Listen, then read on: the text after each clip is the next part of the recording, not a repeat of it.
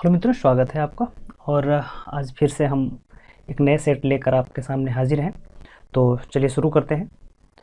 तो प्रश्न ये है, पहला प्रश्न है कि जब सूर्य की किरणें मकर रेखा पर लंबवत चमकती है तो भारत में स्थिति होती है। फिर से प्रश्न एक बार समझिए कि जब सूर्य की किरणें मकर रेखा पर लंबवत चमकती है तो भारत में कैसी स्थिति होती है। ऑप्शन ए है अधिक गर्मी पड़ती है, ऑप्शन बी है अधिक ठंडी पड़ती है, ऑप्शन सी है अधिक बारिश होती है, और ऑप्शन डी है मौसम सम होता है, और ऑप्शन एफ है इनमें से कोई नहीं है, एक से अधिक। तो आप अपना सही जवाब लगाइए और हम बता रहे हैं आपको। तो देखिए, प्रश्न कहता है कि मकर रेखा पर जब सूर्य होती है, यानी कि सूर्य जो है दक्षिणायन है, तो भारत में जो है अधिक ठंडी पड़ती है। और आप दक्षिणी गोलार्ध में देखें, ऑस्ट्रेलिया वगैरह में उस समय जो है बहुत अधिक मात्रा में गर्मी पड़ती है। तो आगे चलते हैं दूसरे प्रश्न पे। प्रश्न नंबर 2 है कि निम्नलिखित में से टॉर्नेडो का संबंध है, यानी कि टॉर्नेडो का संबंध किस से है। ऑप्शन ए है हथियार से, ऑप्शन बी है चक्रवात से, ऑप्शन सी है टैंक से, ऑप्शन डी है युद्धपोत से, और ऑप्शन एफ है इनमें से कोई नहीं या एक से अधिक। तो हमें उम्मीद है आपने अपना आंसर पिक कर लिया होगा।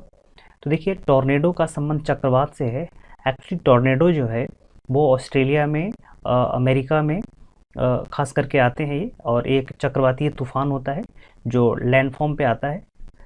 तो इसका ऑप्शन बी है। तो आगे चलते हैं। प्रश्न नंबर 3 है कि भारतीय संसद में शामिल नहीं है, यानी कि संसद में कौन से शामिल नहीं होते हैं, यानी कौन कौन सी संस्था मिल करके संसद का निर्माण होता है। ऑप्शन ए है लोकसभा, ऑप्शन बी है राज्यसभा, ऑप्शन सी है राष्ट्रपति, और ऑप्शन डी है उपराष्ट्रपति, और ऑप्शन एफ है इनमें से कोई नहीं या एक से अधिक। तो हमें उम्मीद है आपने ऑप्शन अपना चुन लिया होगा, क्योंकि सबसे आसान प्रश्न है ये भी। तो इसका सही जवाब है ऑप्शन डी उपराष्ट्रपति, क्योंकि संसद का निर्माण जो है वो लोकसभा, राज्यसभा और राष्ट्रपति के मिलकर के होता है। देखिए, इसी के समानांतर एक प्रश्न और पूछते हैं कि संघ की कार्यपालिका में कौन कौन से शामिल होते हैं। तो इसमें जो है राष्ट्रपति होते हैं, उपराष्ट्रपति होते हैं, इसमें प्रधानमंत्री होते हैं, मंत्रिपरिषद होती है, और आपका एक जो है महान्यायवादी होते हैं। तो इसको ध्यान रखिएगा। चलते हैं नेक्स्ट प्रश्न की ओर।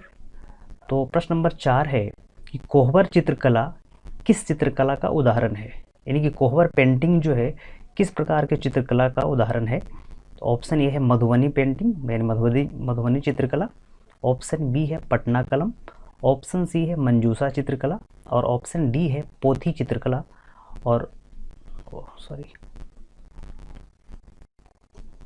ऑप्शन एफ है इनमें से कोई नहीं या एक से अधिक। तो हमें उम्मीद है आपने अपना ऑप्शन चुन लिया होगा। तो इसका सही जवाब है ए, मधुबनी पेंटिंग का एक उदाहरण है कोहबर चित्रकला, जो शादी विवाह में इसका जो है चित्र बनाया जाता है। तो चलते हैं अगले प्रश्न की ओर। 5वां प्रश्न है कि अमीर खुसरो की रचना कौन सी है।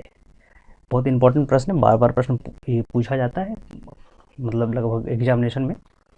तो अमीर खुसरो की कौन सी रचना है।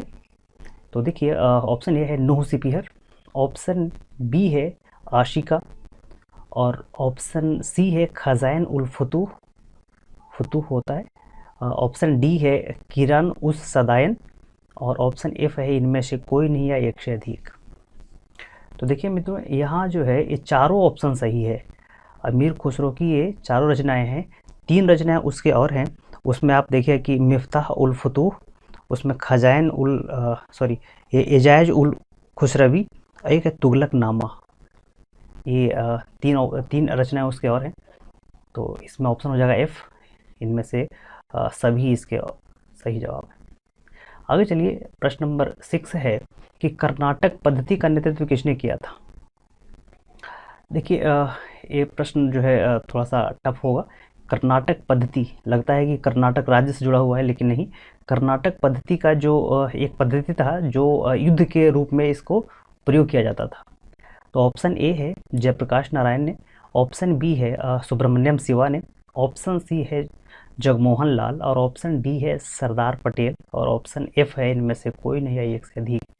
तो इसका सही जवाब है ए जयप्रकाश नारायण ने, क्योंकि ये एक प्रकार का पद्धति है, इसको छापामार पद्धति भी कहते हैं, ठीक है। और ये बिहार में खास करके हिमालय की तराई वाले इलाकों में इसका उपयोग किया जाता था इस प्रकार के युद्ध का। तो आगे चलते हैं। प्रश्न नंबर 7 कि निम्नलिखित में से कौन सी समिति शिक्षा पर नहीं बनी थी? निम्नलिखित में से कौन सी समिति शिक्षा पर नहीं बनी थी? तो ऑप्शन ए है हंटर कमीशन, ऑप्शन बी है रेले कमीशन, ऑप्शन सी है सैडलर कमीशन और ऑप्शन डी है वुड डिस्पैच और ऑप्शन एफ है इनमें से कोई नहीं या एक से अधिक। तो आप इसका सही जवाब लगाइए, उम्मीद है कि आप बना लेंगे इसको। तो इसका सही जवाब है एफ, इनमें से चारों समितियां जो है वो शिक्षा पर गठित हुई थी।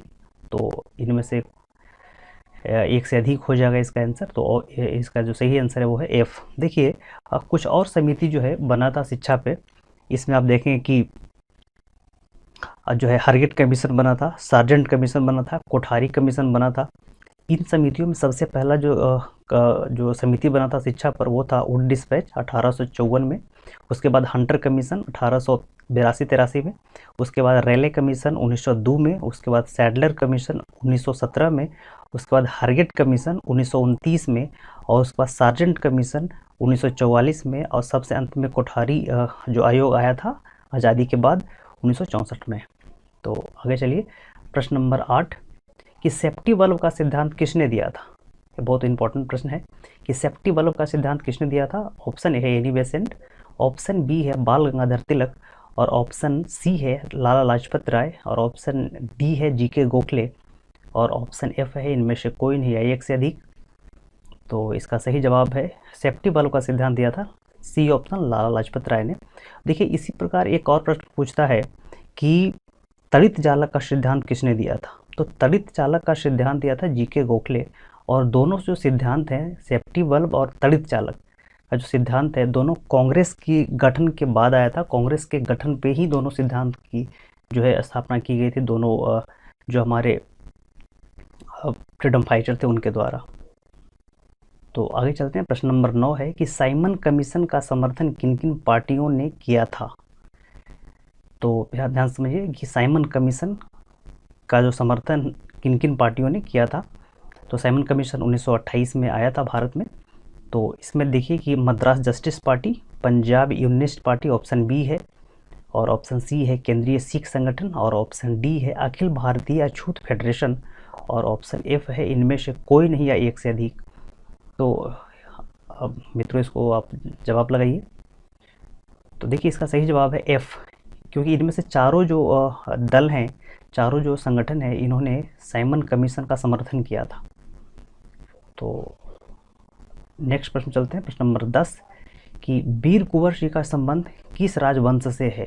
वीर कुंवर सिंह का संबंध किस राजवंश से है? और इस बार जो है 66वीं बीपीएससी में शायद प्रश्न पूछा भी गया है।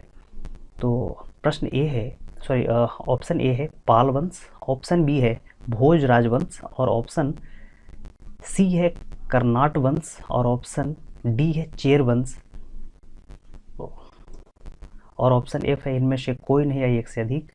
तो इसका सही जवाब है ऑप्शन बी भोज राजवंश से वीर कुंवर सिंह का संबंध था। तो आज का जो सेगमेंट है यही समाप्त होता है। तो अगर आपको जहाँ भी डाउट लगे आप प्लीज़ कमेंट कीजिए और चैनल को सब्सक्राइब कीजिए।